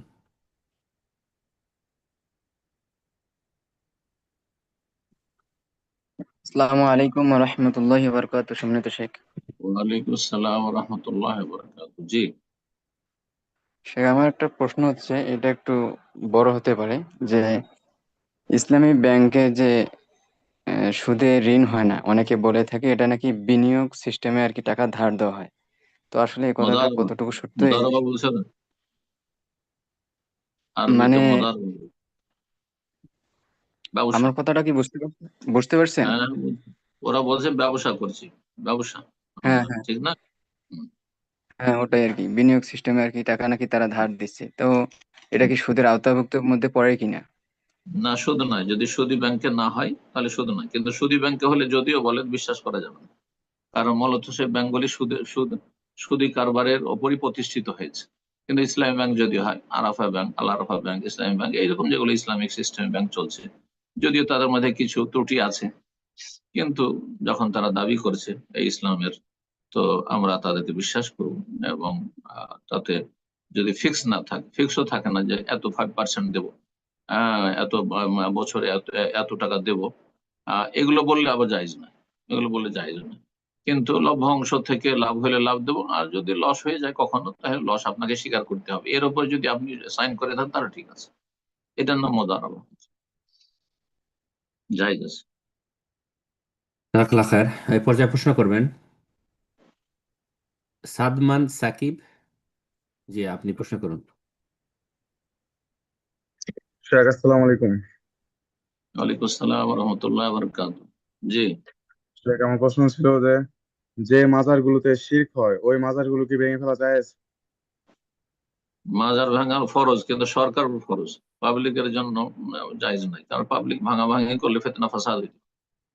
পাবলিক ভাঙতে গেছে, আর আরেক দিক থেকে পাবলিক চলে এসছে, মাজার পূজারি চলে এসছে, আর দুই দিক থেকে যুদ্ধ শুরু হয়ে গেল, গৃহযুদ্ধ শুরু হয়ে যাবে না? এটা ইসলাম কখন সমর্থন করে না, কথা বোঝা গেছে? কিন্তু সরকার উপর ফরজ, সরকার যাদেরকে আল্লাহ দুনিয়ার এই ক্ষমতা দিয়েছেন, সেই ক্ষমতার যদি, হ্যাঁ, ক্ষমতা নিয়ে যদি দায়িত্ব পালন না করে, হ্যাঁ, বিভিন্ন পাপ ছড়াচ্ছে মুসলিম দেশে, কিন্তু যেই কাজটি সবচেয়ে বড় ফরজ কাজ, যে আল্লাহ তা'বুদু ইল্লা ইয়্যাহ, লা ইলাহা ইল্লাল্লাহ, আল্লাহ ছাড়া কারো ইবাদত হবে না, সেই ক্ষেত্রে মুসলিম হয়ে কি করে মাজারে সিজদা করছে, এই সুযোগ দেওয়া যাবে না। জি, হ্যাঁ, অমুসলিম যারা আছে তাদের ধর্মীয় স্বাধীনতা আছে, হ্যাঁ, সেই জন্য সরকার মন্দির ভাঙবে না, তাদের নিরাপত্তা দেবে। সরকার চার্জ ভাঙবে না, এটা জায়েজ নয়, কারণ তারা সেখানকার নাগরিক, আর তাদেরকে সেখানে নাগরিকত্ব দেওয়া হয়েছে, অথবা আগে থেকে নাগরিক তারা, এবং তাদের যখন নিরাপত্তা রয়েছে, তাদের উপাসনালয়গুলি নিরাপত্তা রয়েছে, বোঝা গেছে? কিন্তু মুসলিমদের এই অধিকার নেই যে তারা আল্লাহ ছাড়া অন্যকে সিজদা করবে, তাদেরকে বাধ্য করা হবে এক আল্লাহকে ইবাদত করার জন্য। সরকারের জন্য ফরজ মাজারগুলি ভেঙে ফেলা, জি, গড়িয়ে দেওয়া, সমান করে দেওয়া, সমতল সাধারণ কবরে পরিণত করা, কিন্তু পাবলিকের জন্য জায়েজ নয়। আল্লাহ সঠিক বুঝ দান করুন, সকলকে আমল করার তৌফিক দান, এতে শান্তি রয়েছে। আমি জাযাকাল্লাহ খায়ের। সম্মানিত দিনী ভাই এবং বোনেরা যারা প্রশ্ন করতেছেন, যে আপনার অবশ্যই সংক্ষিপ্ত হবে, কৌশলাদি বিনিময়ের প্রয়োজন নেই, তবে আপনারা যে শহর বা দেশ থেকে প্রশ্ন করছেন প্রেক্ষাপট বোঝার উদ্দেশ্যে অবশ্যই সেটা সংক্ষিপ্ত আকারে মেনশন করে দেবেন ইনশাআল্লাহ। প্রশ্ন করবেন সাইম আহমেদ, আপনি প্রশ্ন করুন। আসসালামু আলাইকুম। ওয়ালাইকুম আসসালাম ওয়া রাহমাতুল্লাহি ওয়া বারাকাতুহু। জি, বাংলাদেশ থেকে বলছি। বলেন। আমার প্রশ্ন হচ্ছে, আমার আব্বু মারা গেছে আজ থেকে 12 বছর আগে। আল্লাহ রহম করুন। তখন রাহমাহুল্লাহ। আমি এবং আমার আপু ছোট ছিলাম। তো 2 মাস আগে আমার আপুর বিয়ে হয়ে গেছে এবং আজ থেকে প্রায় 4-5 বছর আগে আমার আম্মুর আরেক জায়গায় বিয়ে হয়েছিল। বর্তমানে আম্মু আমাদের সাথে আছে। এখন জমির বন্টন কিভাবে হবে? কার জমি? আমার আব্বুর। জমিটা আপনার আব্বার, যারা ছেলে মেয়ে আছে আর স্ত্রী, আর হ্যাঁ, কেউ আমি, আছে? আমার বোন আর আমার আম্মু আছে, কিন্তু আম্মু হচ্ছে আপনার আপনার আব্বা আব্বু মারা যখন যাওয়ার মারা যায়, হ্যাঁ দেখেন, এভাবে অনলাইনে ফারাইজ হয় না। ফারাইজের জন্য বসে আপনাকে পুরো নকশা বানিয়ে দিতে হবে, হাসুল ওয়ারাসা। এটা জরুরি, ফতুয়ার মতো নয়। ফতুয়ার ক্ষেত্রে মাসলা জিজ্ঞেস করলাম বলে দিলাম। এই ক্ষেত্রে যিনি মৃত মাইয়াত, তার সাথে রিলেটেড কে, তার স্ত্রী ছিল ইন্তেকালের সময়, তার বাবা মা ছিল কিনা, তার ছেলে মেয়ে ছিল কিনা, ছেলে মেয়ে ছিল তো কয়জন ছিল, কয়জন ছেলে ছিল, কয়জন মেয়ে ছিল, ইত্যাদি। তারপরে তখন ফারাইজ হবে। বোঝা গেছে না? এইভাবে ফারাইজ অনলাইনে হয় না। ফারাইজ অনলাইনে জিজ্ঞেস করবেন না, তালাকের বিয়ে অনলাইনে জিজ্ঞেস করবেন না। জি, বারাকাল্লাহ। আমিন। প্রশ্ন করবেন আয়েশা বেগম। জি, আপনি প্রশ্ন করুন। আসসালামু আলাইকুম। ওয়ালাইকুম আসসালাম রহমতুল্লাহ বরকাত। জি, জি শায়েখ, আমার প্রশ্নটা হচ্ছে কোথা থেকে আহ, কোথা থেকে বলছেন?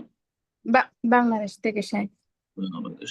বলেন, জি মাশাআল্লাহ, বলেন। শায়েখ, 4 বছর আগে আমার হাজবেন্ড হচ্ছে আমাকে মোবাইলে 3 তালাক দিয়েছিল। তো এখন ওটা পরে মিটমাট হয়ে যায়, মানে 1 তালাক করে ওটা মিটমাট হয়ে যায়। তো আবার 4 বছর পরে সে আমাকে ওই তালাকনামা পাঠায়, বাংলাদেশের যে আইনগত ভাবে যেটা পাঠায়। এ, তালাকনামা পাঠানোর পরে আবার এটাও উইথড্র করে আর কি। তো এখনো কি আমাদের বিবাহটা জায়েজ আছে কিনা? আর আমাদের একটা ছেলে সন্তানও আছে। আপ- তো আহ, আপনার প্রশ্ন করার আগেই তো বললাম যে তালাকের মাসলা জিজ্ঞেস করবেন না, ফারাইজ জিজ্ঞেস করবেন, শুধু ফাতোয়া, মাসলা মাসাইল, হালাল হারাম, জায়েজ না জায়েজ। তালাকের জন্য স্বামী স্ত্রী গরজ আপনাদের, হ্যাঁ, যদি আপনার স্বামীর গরজ থাকে আপনাকে রাখার, সে যাবে কোন আলেমের কাছে, দক্ষ আলেমের কাছে, কোরআন সুন্নাহর ভালো আলেমের কাছে যাবে। আপনি যাবেন, আপনার স্টেটমেন্ট দেবেন, সে তার স্টেটমেন্ট দেবে, আর তারপরে হ্যাঁ ফয়সালা হবে। 1 তালাক হয়েছে না 2 তালাক হয়েছে না 3 তালাক হয়েছে, এই বিষয়গুলি কয়বার হয়েছে, কথা বোঝা গেছে না? আপনি বাহ্যিক 2 বার বললেন, একবারে 3 হয়েছে। আপনি যদি হানফি হন তাহলে ওই সেখানে, বা আপনার স্বামী যদি হানফি হয় তো একবারই 3 গুলি ছেড়ে দিয়েছে, হয়ে গেছে তাদের। হ্যাঁ, তো এখন তো আর ওই এটাকে এক ধরা যাবে না, সুবিধাবাদী হইলে তো হবে না। কিন্তু আপনারা যদি আহলে হাদিস হন, সালাফি হন, তাহলে তখন এক হয়েছিল। আর তারপরে আপনার আবার হয়েছে এখানে, উল্টো কেসের ফিরিয়ে নিয়েছে কিন্তু তালাক হয়ে গেছে, তো 2 তালাক হয়েছে। বাহ্যিক আপনার কথায় 2 তালাক হয়েছে। যদি সালাফি হন তবু 2 তালাক হয়েছে, আর যদি হানফি হন তাহলে তো ওইখানে 3 গুলি ছেড়ে দিয়েছে, কথা বোঝা গেছে? সুতরাং ভালো আলমের কাছে গিয়ে ফয়সালা নিতে, হালাল হারামের বিষয়, আপনার একটি মেয়ে আছে, 10টি ছেলে মেয়ে থাক, কিন্তু হারাম হারাম যদি ও হারাম করে দিয়ে থাকে তো কি করে হালাল হবে? আল্লাহকে ভয় করুন, এবং যদি হালাল হয় তার সাথে সম্পর্ক তাহলে রাখবেন, না হলে আল্লাহর জমিন প্রশস্ত রয়েছে, আল্লাহ ওর চাইতে ভালো মানুষের ব্যবস্থা করবেন। আমি ফতোয়া দিলাম না, শুধু ইঙ্গিত করে দিলাম। জি, আপনার অবস্থা বুঝে ব্যবস্থা করবেন এবং ভালো আলেমের কাছে সরাসরি গিয়ে জিজ্ঞাসা করবেন। জি, সুবিধাবাদী হবেন না। নামাজি হানফি, আর বউ বাঁচাবার ক্ষেত্রে বা স্বামীর কাছে ফিরে যাওয়ার ক্ষেত্রে তখন আহলে হাদিস, এটা জায়েজ নয়। জি, এটা ততাবর রখাস, এবং ততাবর রখাস সুবিধাবাদী হওয়া ইসলামে হারাম। জি, এক গিয়ারে চলতে হবে, কোরআন সন্ন্যার গিয়ারে চলতে হবে, তাহলে ঠিক আছে। আর হানফি গিয়ারে থাকলেও সমস্ত ক্ষেত্রে হানফি হইতে হবে, নামাজেও যখন হানফি তখন তালাকও হানফি হইতে হবে। বারাকাল্লাহ ফিক। জি। আমিন। প্রশ্ন করবেন ফারাজুল। আপনি প্রশ্ন করুন ফেরাজুল।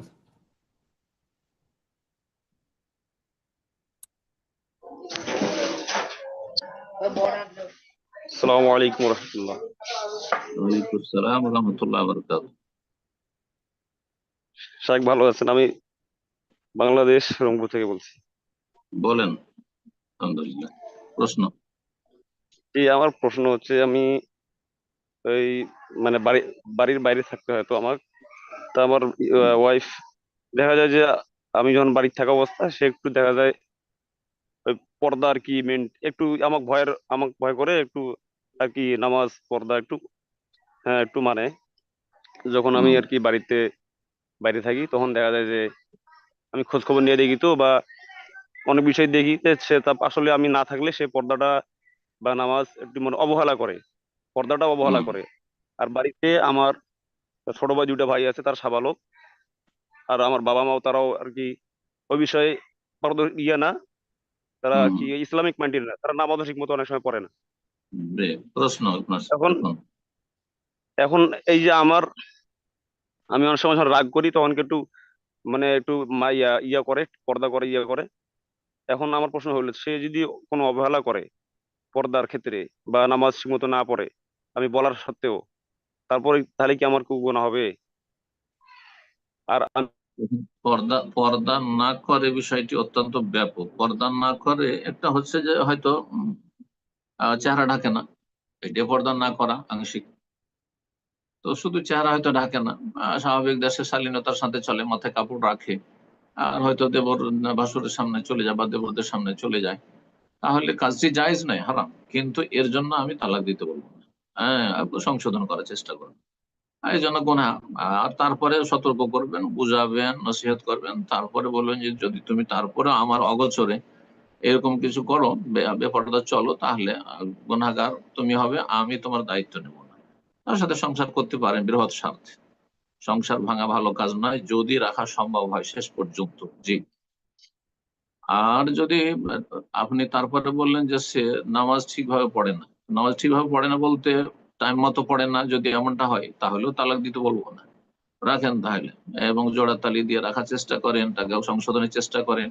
আপনার চোখের আড়ালে যদি সে মিস করে মুনাফিকি চরিত্র, তাহলে তার রব তার সাথে ফয়সালা করবে, আপনার দায়িত্ব থাকবে না সেক্ষেত্রে। এটাও ক্লিয়ার করে দিবেন যে আমার চোখের আড়ালে সালাত না পড়ো, মিস করো, তাহলে আল্লাহর কাছে তুমি ফাঁসবে, আমি মুক্ত। আর যদি দেখা যায় যে না একেবারে নামাজ পড়েন না, নামাজই পড়েন না, তাহলে বেনামাজিকে রাখা যায় না। আপনি যদি নামাজি হয়ে থাকেন তাহলে বেনামাজিকে রাখা যায় নয়। কিন্তু একটি কথা মনে রাখবেন, অনেক সময় হয়তো আপনার মা ভাই বোনদের শত্রুতা থাকতে পারে, পাড়া প্রতিবেশী শত্রুতা থাকতে পারে, সেই জন্য একটু তিলকে তাল করে রিপোর্ট দিতে পারে। হয়তো নামাজ পড়ে গাফিলতির সাথে, কিন্তু বলে না ও নামাজ পড়ে না। হয়তো একটু চেহারা খান খুলে, কিন্তু বলে যে না না না না ও বেহায়া বেপরদা চলাফেরা করে। বেহায়া বেপরদা এমন যদি হয়ে যায় যে সবাদ মেলামেশা, অন্যের সাথে নির্জনে গল্প করে, কথা বলে, তাহলে তখন রাখা যায় না। তাহলে এরকম অসতী মেয়ে রাখা যায় না। কিন্তু যদি শুধু চেহারা খুলছে, সেই জন্য এটাও তো পর্দা করে না, কিন্তু এই জন্য তো আপনি তালাক পর্যন্ত যাবেন, তা চলবে না। বুঝাবেন আর তাকে হেদায়েতের চেষ্টা করবেন, যতক্ষণ রাখা সম্ভব শরীয়তের আওতায় ততক্ষণ রাখবেন। যখন দেখছেন না সীমা ছড়িয়ে যাচ্ছে, নামাজই পড়ে না, মিস করছে, তো নামাজের ক্ষেত্রে কোনো ছাড় দেওয়া যাবে না। কিন্তু বিশ্বস্ত সূত্রে যেন রিপোর্টটা হয় আপনি হাতে নাতে ধরেছেন, অথবা আপনি যাদের বিষয়ে একজনের উপরে ভরসা করবেন না, আরো বেশ কিছু মানুষকে দিয়ে তদন্ত করবেন। হ্যাঁ, হইতে পারে আপনার মা চায় না এই বউটাকে তাড়াতে চায়, অনেকে আছে এরকম, এই বউটাকে তাড়াতে চায়, যার হলেও নামাজি হইলো বলে নামাজ পড়ে না। তা বিশ্বাস করেন আপনার মায়ের কথা, মোটে বিশ্বাস করবেন না। জি, বারাকাল্লাহ ফিকুম। আল্লাহ রাব্বুল আলামিন যেন সুখ শান্তিতে রাখুন এবং আল্লাহ ভালো করুন। আমিন আমিন। তো আমরা প্রোগ্রামের শেষ পর্যায়ে চলে এসেছি, হয়তো আমরা এখন থেকে হয়তো আর একটি বা দুটি প্রশ্নের মাধ্যমে আমরা আমাদের প্রোগ্রাম শেষ করব। তার পূর্বে জাস্ট জরুরি ঘোষণা আমাদের আগামী প্রোগ্রাম সম্পর্কে। আগামী সপ্তাহে আমাদের সময়ের পরিবর্তন করা হচ্ছে আমাদের সম্মানিত শেখের সময়ের সুবিধার্থে, যেটা আমরা সর্বদাই করে আসতে থাকি। তো ইনশাআল্লাহ আগামী সপ্তাহ থেকে আমাদের প্রোগ্রাম হবে, দাম্মামের সময় হবে 7:30, আর নিউ ইয়র্ক টাইম হবে 12:30, বাংলাদেশ টাইম 10 PM রাত্রে, কলকাতা 10 PM, এবং লন্ডন হবে 5:30 PM। তো ইনশাআল্লাহ আগামী সপ্তাহ থেকে আমাদের সময়ের পরিবর্তন আমরা অবশ্যই আমাদের পোস্টের মাধ্যমে আরো বিস্তারিত জানিয়ে দেবো ইনশাআল্লাহ। তো এ পর্যায়ে যে ফারাজুল ইসলাম, ফারাজুল ভাই আপনি আবারও ফোন আনমিউট করেছেন, আশা করি আপনার প্রশ্ন কমপ্লিট হয়েছে। যদি অস্পষ্টতা থাকে তাহলে শেখকে কিছু বলতে পারেন। জি, আমার আরেকটা বিষয় যে আসলে না, সেম আমি তো বিষয় হতে মানে হবে, ব্যতিক্রম কোনো বিষয় হবে না, একই বিষয় যদি ওই কোনো বিষয়ে ওই জি সম্পর্কে জি, ওই বিষয়ে মানে আমি একটু কথা আর কি বেশি বলতে পারি না, কথা প্রকাশ করতে পারি না। মানে দাওয়াতি তারা আমার বাড়িতে এরকম, তারা পর্দা আর কি ঠিক মতো করে না। হ্যাঁ, এখন সেই ক্ষেত্রে আমি দাওয়াত দিই কাজটা, আমার ভাই বা আমার মা তারাও এরকম পর্দার বিষয়ে মানে কোনো ইয়া নাই তাদের তাদের কাছে আমি কিভাবে এটা দাওয়াত আমি বলতে পারি না আর কি।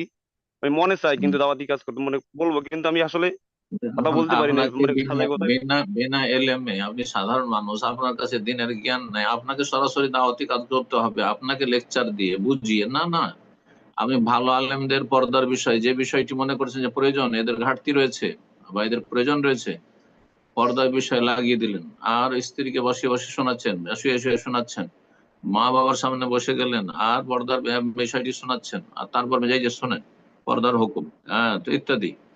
তো দেবর থেকে পর্দা করতে হবে, ভাসুর থেকে পর্দা করতে হবে, গ্রামবাসী থেকে পর্দা করতে হবে, পর্দা চেহারারও করতে হবে, মাথার তো অবশ্যই করতে হবে, চুল খোলা থাকবে না। তো কথা হচ্ছে যে এইভাবে আপনি ভালো আলেমদের লেকচার শোনান, বা যদি বই পড়তে পারে তো বই পড়ান তাদেরকে, বা বই পড়ে পড়ে শোনান। কিন্তু আপনি নিজেই বলবেন তাদেরকে, আপনার কথার কতটা মূল্য থাকে? ওই তো স্কুলে পড়েছে, এ তো কিছু জানে না, তা আপনার কথার কোনো মূল্য দেবে না? মোটেই না। জাযাকাল্লাহ খের। জি। তো দাওয়াতের তরিকা এই নয় যে আপনাকে সরাসরি সবাই দাওয়াতি কাজ করবেন। দাওয়াতি কাজ এটাই যে আপনি ভালো আলেমের একটা লেকচার শুনিয়ে দিলেন তাদেরকে, এটাই আপনার দাওয়াতি কাজ। দাওয়াতি কাজ হয়, আপনি দাওয়াতি কাজে ইনভলভ রয়েছেন। জি, বারাকাল্লাহ। প্রশ্ন করবেন সেনারুল মিয়া। জি, আপনি প্রশ্ন করুন। আসসালামু আলাইকুম সাহেব। ওয়ালাইকুম আসসালাম ওয়া রাহমাতুল্লাহি ওয়া বারাকাতুহু। জি। মালদা বস্ত্রনগর থেকে বলছি। প্রশ্ন প্রশ্ন বলছি, মাঝে মধ্যে ফজরের নামাজ ছুটি যায়, তো ওটা জোহরের আগে বা পরে পড়া যাবে কি? মানে দিতে সূর্য পারছি ওঠার না পরে বা পরে, বুঝতে পারছি না। সূর্য ওঠার পরে পরে পড়ে নেবে, সূর্য ওঠার 10 মিনিট 15 মিনিট পরে পড়ে নেবে। কিন্তু যদি অ্যালার্ম লাগিয়ে চেষ্টা করলে আর বলেও রাখলে, বাড়ির লোকদেরকে বলেও রাখলে, তারপরেও জাগতে পারলে না, তখন আল্লাহ মাফ করবেন। কিন্তু যদি তুমি অ্যালার্ম লাগাচ্ছ না, ডিউটির জন্য ঠিকই অ্যালার্ম লাগাচ্ছ, আর কি বলছে, বাড়ির লোককে বলে রাখছো যে আমাকে জাগিয়ে দিবে, এই আমাকে সফরে যেতে হবে, এই আমাকে কাজ করতে হবে, কিন্তু নামাজের বেলা ওইসব গুরুত্ব নাই, তাহলে আল্লাহ অবশ্যই ধরবেন। আল্লাহ অবশ্যই ধরবেন। বোঝা গেছেন না? তো একাধিক অ্যালার্ম, রিপিট অ্যালার্ম লাগাবে, একবার দুইবার তিনবার, বারবার বাজবে, আর তারপর মোবাইলটা বা ঘড়িটা হাতের নাগালে রাখবে না, দূরে রাখবে, যাতে উঠে বন্ধ করতে হয়। বুঝা গেছে? ইমানকে মজবুত করবে, গুনাহ জীবন থেকে কমাইতে হবে। গুনাহ থাকলে ফজরে বাধাগ্রস্ত হবে। যে ব্যক্তি গুনাহগার ফজরে উঠতে পারবেন না, যে ব্যক্তি গুনাহগার সে তাহাজ্জুদে কখনো উঠতে পারবে না। তো বড় বড় গুনাহে লিপ্ত থাকলে হবে না, গুনাহ মুক্ত থাকতে হবে। চোখের গুনাহ, আজকাল সোশ্যাল মিডিয়ার গুনাহ, নারী ফিতনা, পয়সার ফিতনা, হারাম খাওয়া, হারাম রোজগার, এগুলোতে বাঁচতে হবে। রাত বেশি জাগতে হবে না, যখনই প্রয়োজন শেষ এসা পরে ঘুমিয়ে যেতে হবে, তারপরে ফজর উঠা সহজ হবে ইনশাআল্লাহ। বারাকাল্লাহ ফিক। এক কথাই, অনিচ্ছাকৃত যদি সূর্য উঠে যায় আর টাইম নাই, তাহলে সূর্য ওঠার 10-15 মিনিট পর পড়ে নেবে, এত লেট করে নাই। যদি মারা যাও এর মধ্যে, তাহলে জোহরের জন্য কেন অপেক্ষা করবে? সকালবেলা কাজে কর্মে বাইরে যাওয়ার আগে উজু টুজু করে পড়ে নেবে। ফালিউসাল্লিহা ইযা যাকারাহা মান নামা আন সালাতিন আও নাসিহা। কেউ যদি ঘুমিয়ে থেকে যায় সালাতের সময় অথবা ভুলে গিয়ে থাকে, ফালিউসাল্লিহা ইযা যাকারাহা, যখন স্মরণ হবে, যখন ঘুম ভাঙবে তখনই পড়ে। ফাইন্না যালিকা ওয়াক্তুহা, এটি হচ্ছে তার সময়। জানতে পারো নি, সুতরাং সূর্য ওঠার পরে যখন জেগেছো সাথে সাথে উঠে উজু টুজু করে, ঠিক সূর্য উঠছে না তাহলে পড়ে নিতে হবে। ঠিক সূর্য উঠছে একটু থেমে যেতে হবে 10-15 মিনিট। সূর্য ওঠার আগেও যদি পাওয়া যায় যে এক রাকাত পাওয়া যাবে, তাহলে শুরু করে দিতে হবে। বারাকাল্লাহ ফিক। আল্লাহ তৌফিক দান করুন। আমি আজকের প্রোগ্রামের সর্বশেষ প্রশ্ন নিচ্ছি। অনেক প্রশ্ন হয়ে গেল, অনেক সময় হয়ে গেল। সর্বশেষ প্রশ্ন ফারজানা, সরি, ফারজানা, আপনি প্রশ্ন করুন। আসসালামু আলাইকুম। ওয়ালাইকুম আসসালাম ওয়া রাহমাতুল্লাহি ওয়া বারাকাতুহু। জি, ঢাকা বাংলাদেশ থেকে বলছি, ফারজানা। আচ্ছা, আমার বলেন। প্রশ্ন হচ্ছে যে এই যে মানে বাংলাদেশ থেকে ওমরা করতে যাওয়ার সময় আপনার মিকাতে যে এহরাম বাঁধবে, ওই তখন কি অজু শর্ত, না অজু না করলেও চলবে? এহরাম বাঁধা যেন উযু শর্ত নাই। উযু থাকলে ভালো, মুস্তাহাব, সবসময় উযু রাখলে আরো ভালো, কিন্তু এহরামের উযুর সাথে কোনো সম্পর্ক নেই। হ্যাঁ, বাইতুল্লাহ যখন তওয়াফ করতে লাগবে এসে মক্কায়, তখন উযু করতে হবে।